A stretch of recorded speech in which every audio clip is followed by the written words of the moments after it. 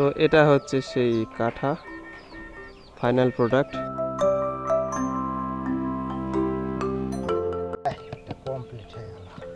দীপা ডাক দে বলি 30 বছর কাল করে খালি আমাদের গুলো ওইরকমই বয়স হয়ে গেছে, বাবার গুলো কত পুরানা।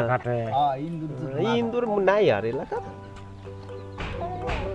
খুব কমে গেছে। এগুলো বেতের জিনিস, তো বেত চামড়া যেগুলো অরিজিনাল সেগুলো জিনিস অনেক বছর থাকবে। কি সমস্যা হয়েছে রে? এই যে বাঁশের খুঁটি বড়রা